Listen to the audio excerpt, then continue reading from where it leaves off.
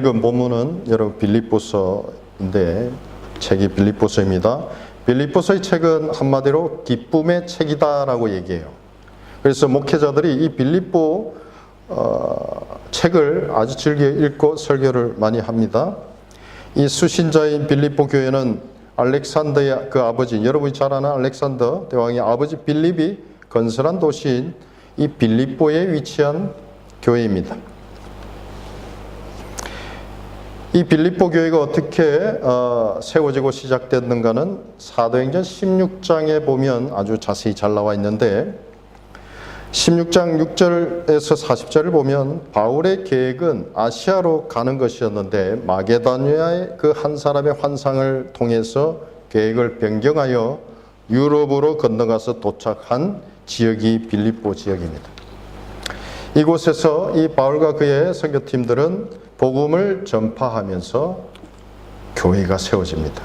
그 중에서 아시아 사람인데 그곳에 자주 옷장사 상인, 자주 옷장사를 하는 상인으로 일했던 루디아를 만나게 되죠.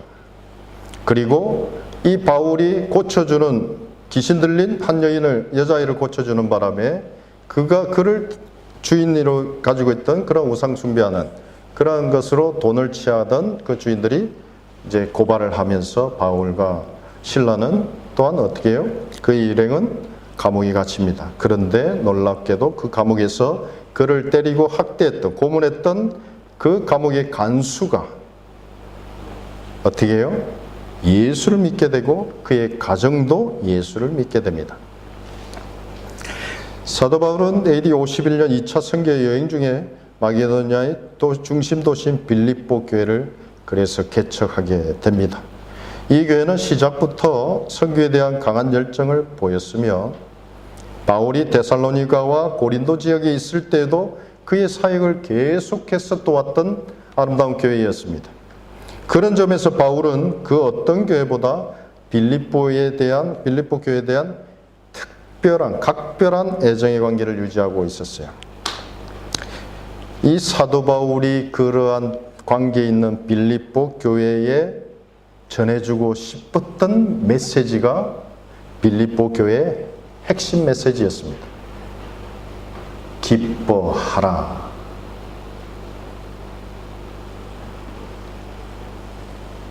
그 안에 단서가 붙습니다. 주 안에서 기뻐하라 라고 얘기합니다. 여러분, 그냥 기뻐하라 라고 하면 여러분 외부적으로 기쁨을 찾을 수 있어요. 그렇지만 그 기쁨은 잠시라는 거예요. 그런데 사도 바울의 상황을 보십시오.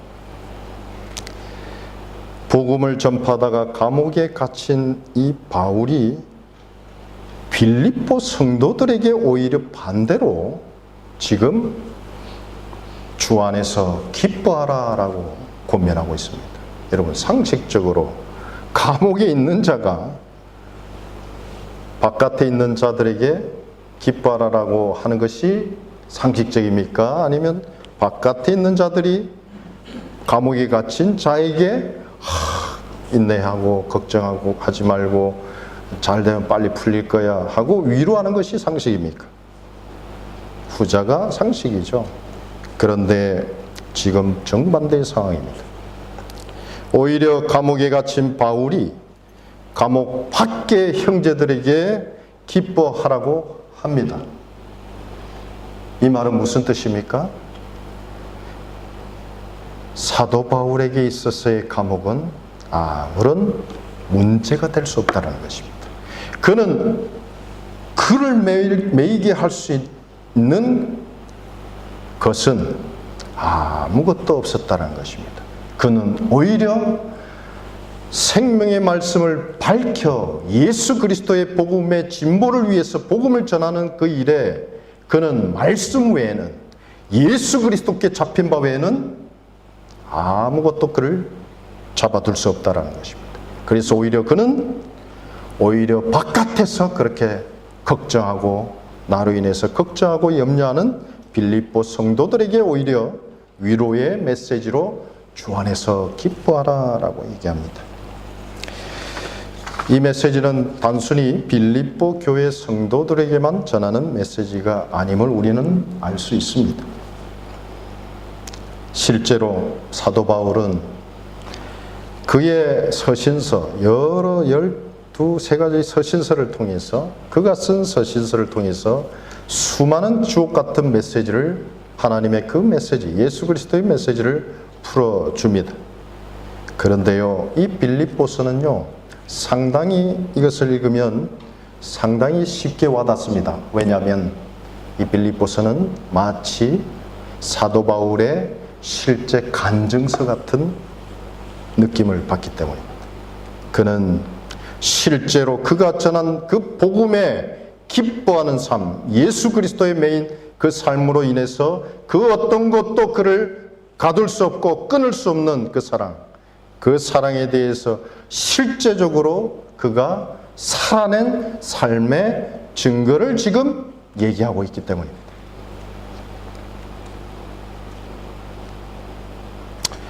우리는 사도 바울이 살아낸 이 교훈의 삶을 통해서 우리가 잃어버린 참된 기쁨을 좀 회복했으면 하는 마음입니다. 이미 여러분 기쁨을 누리고 있을 것입니다. 제가 마지막으로 여러분에게 나눠드리고 싶은 것은, 이제 사도 바울이 이제 자기의 죽음을 앞두고 이 재판에서 풀려날지 안 날지, 그렇지만 그는 확신 가운데 있습니다. 너희 교회에 다시금 돌아가서 너희들을 만날 것이다 라는 그 믿음이 있습니다. 그렇지만 사도 바울은 죽는 것도 사는 것도 오직 그리스도에게 달려있고, 그리스도의 복음만 전해지면 되는 것에 대한 분명한 믿음의 확신이 있고, 그는 그렇게 살았습니다. 그에게 있어서의 빌립보 성도들에게 죽음을 앞두고 있는 이 빌립보 교회, 사도 바울이 빌립보 교회에 대해서 지금 주 안에서 기뻐하라는 이 메시지는 마치 제가 떠나도 여러분의 삶에서 그리스도의 표식으로 그 어떤 것도 오래 참으라 절제라 이런 어떤 성령의 열매가 아니라 여러분 늘 기뻐하면서 살았으면 좋겠습니다. 여러분 본문 12절에 보십시오. 그러므로 나의 사랑하는 자들아, 너희가 나 있을 때뿐 아니라 더욱 지금 나 없을 때에도 항상 복종하여 두렵고 떨림으로 너희 구원을 이루라. 이 빌립보 성도는 지금 구원을 받아야 되는 성도들이 아닙니다. 우리 구원의 시제는 이미 현재 완료형 예수 그리스도를 믿음으로 이미 구원받은 자들입니다. 그렇지만 현재 진행형이 있습니다. 구원의 시제 중에 계속해서 그 구원을 이루어가야 되고, 미래 완료형은 예수 그리스도가 다시 오심으로 인해서 그 구원이 완성되는 것을 우리는 맛보는 자들입니다. 그 구원의 것을 지금 맛보는 자들에게 너희가 지금까지 그리스도에게 복종하여 온 것에 대해서 참으로 기쁘다라는 거예요.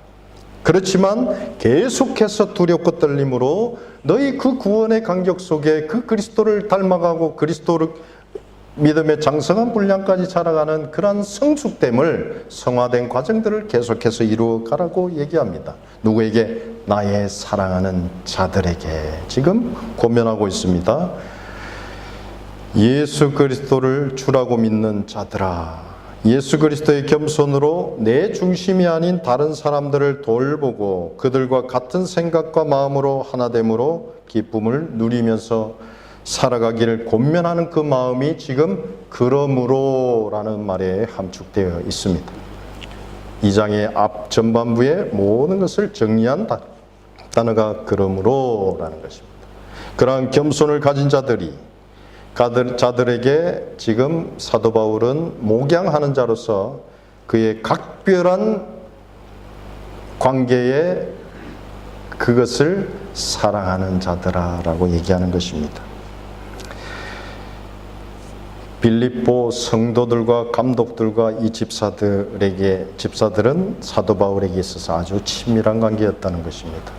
여러분 모르겠습니다. 저는 여러분을 아주 친밀하다고 생각하는 것이 어느 정도 다를 수도 있지만, 여러분 제가 이제 떠나고 없다 할지라도 여러분의 그 구원의 은혜, 그 구원을 계속해서 이루어 가시면서 그 안에 기쁨을 누리면서 살아가기를 바랍니다.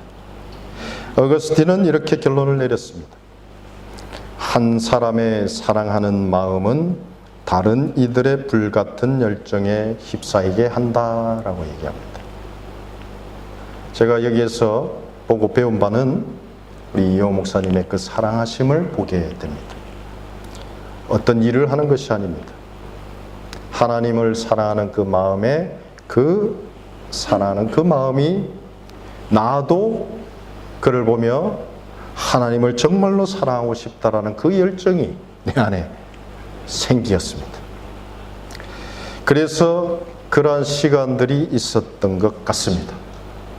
그러한 마음으로 이제 더 많은 사람들을 사랑하라는 그 말씀에 순종하여 저는 또 다른 한 걸음을 내딛고자 합니다. 이어서 바울은 그들의 과거의 순종을 칭찬하면서 두렵고 떨림으로 너희 구원을 이루라고 힘주어 강조합니다. 이것은 우리가 스스로 일함으로 구원을 이루는 행위 구원의 문제가 아닙니다.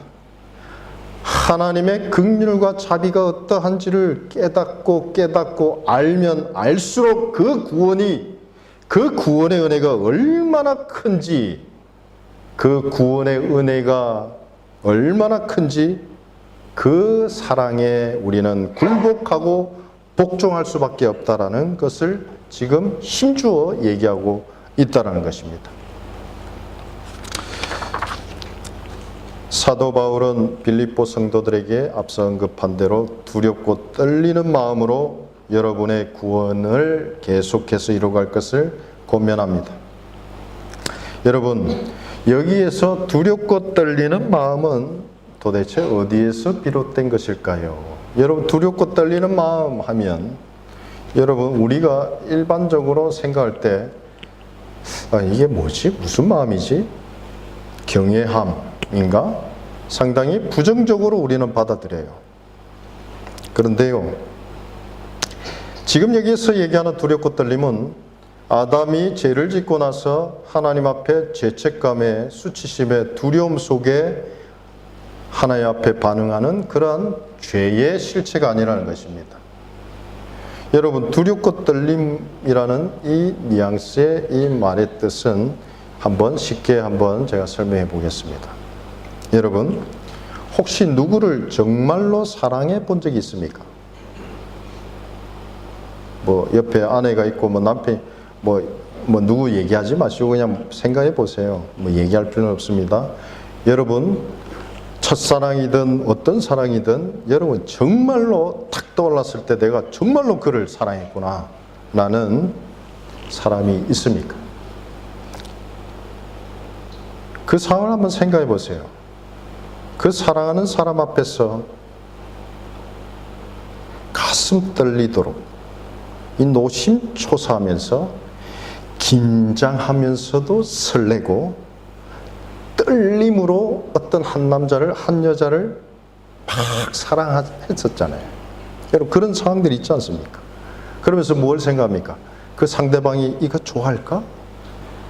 이 옷맵시 좋아할까? 이 머리 스타일 좋아할까? 이 음식? 이 장소?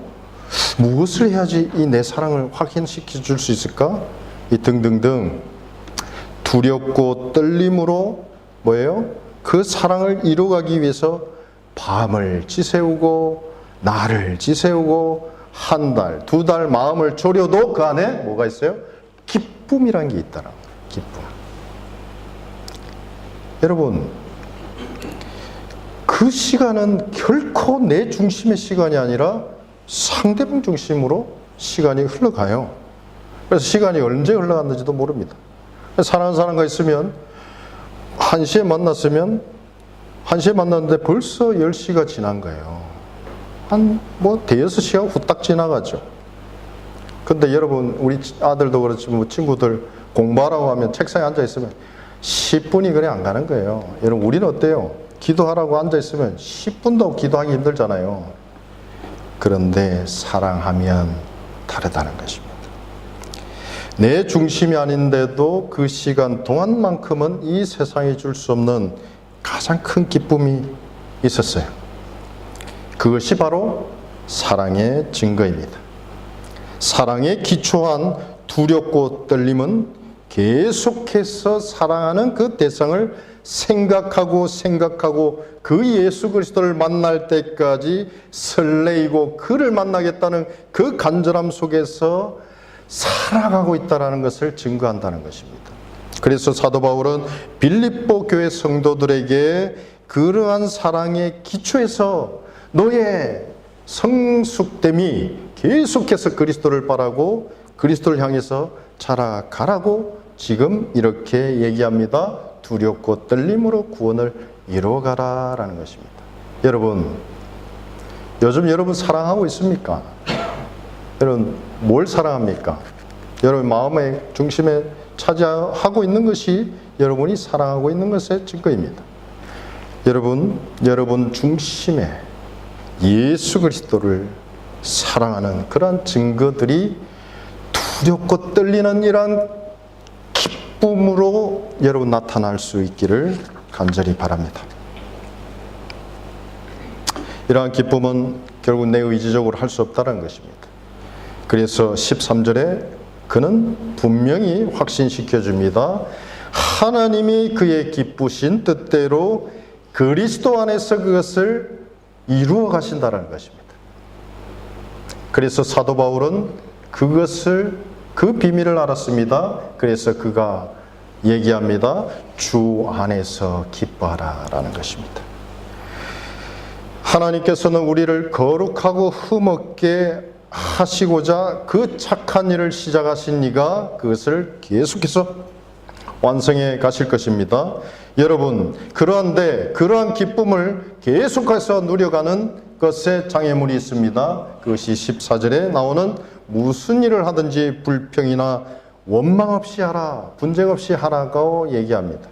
여러분, 이 기쁨을 앗아가는 것은 여러분 그리스도 안에서 그리스도 한 분만으로 만족하고 그리스도 한 분만으로 기뻐하는 그러한 기쁨이 어떻게 해요? 다른 사람을 비교하고 다른 사람을 바라보고 내가 없는 것을 저가 누리고 이러한 것들을 비교하면서 어떻게 해요? 불평하고 분쟁하게 됩니다. 그럴 때 우리에게 있는 이 기쁨을 우리는 빼앗길 수밖에 없다라는 것입니다. 4장 2절 3절에도 사도 바울이 이 빌립보 교회에 아주 두 여인에 대한 갈등의 문제를 얘기합니다. 유오디아와 순두계, 이 다른 사람 서로 원망하고 시비를 가르는 일에 빠졌다라고 지금 이 두 여인을 예를 들면서 얘기합니다.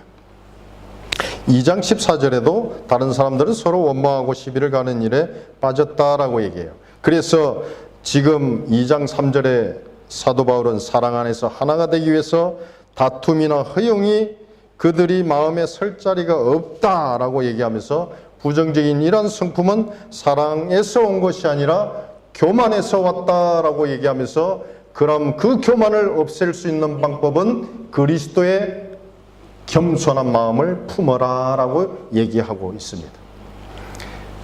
그 그리스도의 겸손한 마음을 품을 때 남을 나보다 낮게 여기는 그 겸손함, 하나님인 본체이신 그 본체를 비우고 인간의 모양으로 오셔서 죽기까지 복종하신 그 복종과 순종과 그리스도의 그 겸손함이 우리 안에 있을 때에 그 원망과 시비가 없어진다라는 것입니다.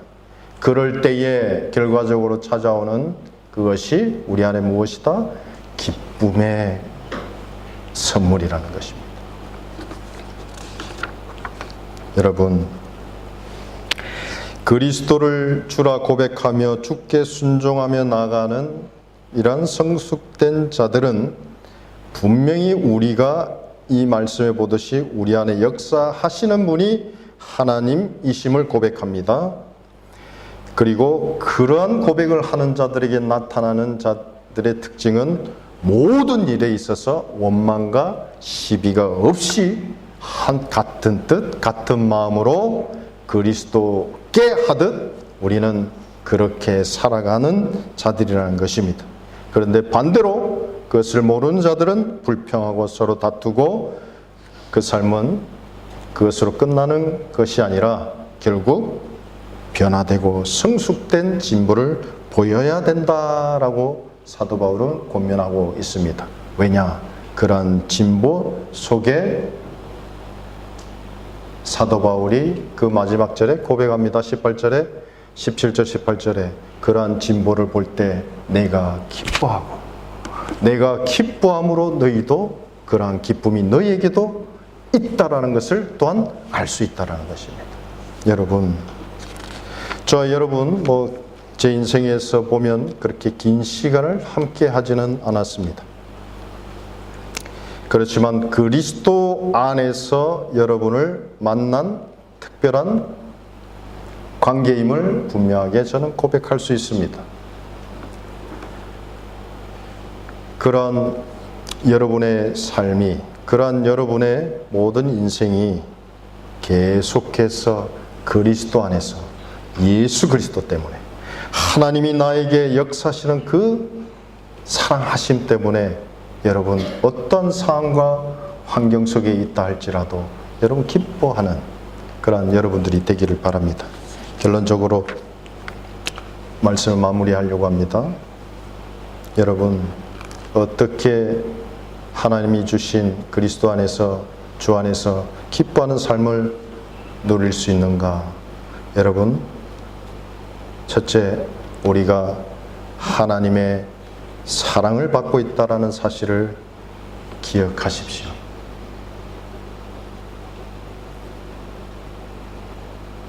심리학자가 얘기했듯이 사랑받을 때 사람들을 기뻐한다라고 했지 않습니까? 여러분, 하나님이 나를 사랑하고 있다라는 사실을 믿으십시오. 그 믿음이 기쁨의 사랑으로서 역사하는 믿음, 사랑의 열매 중에 뭐예요? 기쁨을 가져다 줄 것입니다. 그러려면 그 하나님이 누구인지를 아셔야 됩니다. 그 하나님을 알 수 있는 방법은 하나님의 말씀을 통해서밖에 알 수 없습니다. 더불어 고면하기는 그 하나님을 아는 지식이 계속해서 여러분 안에 자라가기를 바랍니다. 그 기쁨을 누리기 위해서라기보다 나를 사랑하는 그 하나님을 위해서 내가 어떻게 그분을 사랑할 것인가에 대한 그 빚진 사랑을 갚아 가시는 저와 여러분이 되기를 원합니다. 그럴 때 우리의 기쁨의 원천인 하나님께서 여러분에게 기쁨을 충만하게 주실 것입니다. 둘째, 우리에게 있어서 가장 소중한 것, 즉 예수 그리스도를 여러분 믿는다는 사실을 기억하십시오. 예수 그리스도가 여러분 안에 있음을, 여러분이 예수 그리스도 안에 있음을 믿으시기를 바랍니다. 그래서 그것을 믿을 때 주 안에 있는 그 기쁨이 나의 기쁨이 될 수 있다는 사실을 기억하십시오. 셋째로, 우리가 내 자신보다 남을 낮게 여기는 겸손과 사랑을 기초로 살아갈 때 여러분 원망과 시비로 하지 않고 불평하거나 분쟁을 일으키지 않고 오직 두렵고 떨리는 그 사랑으로 우리의 구원을 이뤄가고 그 구원의 감격의 기쁨을 날마다 누려갈 수 있다는 사실을 기억하시기 바랍니다. 계속해서 두렵고 떨림으로 여러분의 구원을 이루어 가십시오. 그래서 언젠가 교회에서든 이 교회에서든 다른 거리에서든 여러분의 그 기쁨의 증거를, 구원의 그 감격의 증거를 기쁨으로 또 보여주시기 바랍니다. 마지막으로 우리가 가진 그 복음, 즉 생명의 말씀을 붙잡고 그 복음을 전함으로 사도 바울이 빌립보 성도들에게 있어서 그의 죽음까지도 그들의 믿음의 제사와 예배 제물이 되듯 여러분 이제 복음을 위해서 남은 여생 복음을 나눠주면서 살아가는 저와 여러분이 되기를 간절히 축원합니다. 그럴 때에 나눌 때의 기쁨을 주듯이 기쁨을 얻듯이 여러분 복음을, 가장 소중한 복음을 나누어 주시기를 바랍니다. 그러면 하나님께서 스바냐의 말씀처럼 여호와가 여러분을 잠잠히 사랑하시고 여러분을 그 기쁨, 그것을 참지 못할 정도로 여러분을 기쁘시게 여길 것이라는 그 믿음을 가지시기를 바랍니다. 여러분, 사도 바울은 사랑하는 빌립보 성도들에게 얘기합니다. 주 안에서 기뻐하라. 그 기쁨의 근거는 그리스도 안에 있습니다. 여러분 안에 그 기쁨이 없다면 그리스도에게로 다시 돌아가십시오. 그래서 그리스도를 다시 만나고 그 그리스도를 보내신 그 하나님의 사랑을 더욱더 경험하고 그 기쁨을 날마다 주시는 그 성령님과 동행하심으로 여러분이 이 세상이 어떠한다 할지라도, 내 상황이 어떠하다 할지라도, 나의 환경이 어떠하다 할지라도, 내가 어려움에 처했다 할지라도 그 원천인 그리스도 안에서 기쁨을 주시는 그 하나님을, 그 예수님을, 성령님을 경험하시는 저와 여러분이 되기를 간절히 축원하고 또 간절히 바랍니다. 다 같이 기도하시겠습니다. 아버지 감사합니다. 당신은 우리의 기쁨이십니다. 우리 안에 당신의 구원이 우리 안에 임하게 하심으로 우리가 그 구원의 감격 속에 기뻐할 때 하나님, 당신께서 보여주신 한 마리의 양이, 잃어버린 양이 돌아왔을 때 아버지, 천국에서는 한 잃어버린 영혼이 돌아왔을 때 천국에서는 천국 잔치가 벌어질 만큼 하나님이 기뻐하십니다. 아버지, 우리로 인해서 기뻐하시는 하나님을 더욱더 알기를 원합니다. 두렵고 떨림으로 정말로 하나님을 사랑하는 그 마음이 이제는 주님이 기뻐하시는 것이 무엇인지 믿음으로밖에 기쁘시게 할 수 없는 당신 앞에 우리의 기쁨이 늘 충만케 하셔서 아버지를 이제는 기쁘시게 하는 저희들이 다 되게 하여 주시옵소서. 사도 바울이 빌립보 교회를 향해서 주 안에서 기뻐하라 하신 그 말씀, 이제 마음속 깊이 새김으로 이제 환경을 보는 것이 아니라, 이제는 이 세상에 필요한 것을 쫓아가는 것이 아니라 그리스도 한 분만으로 만족하고 기뻐할 수 있는 저희들 되게 하여 주시옵소서. 감사드리며 예수 그리스도 이름으로 기도합니다. 아멘.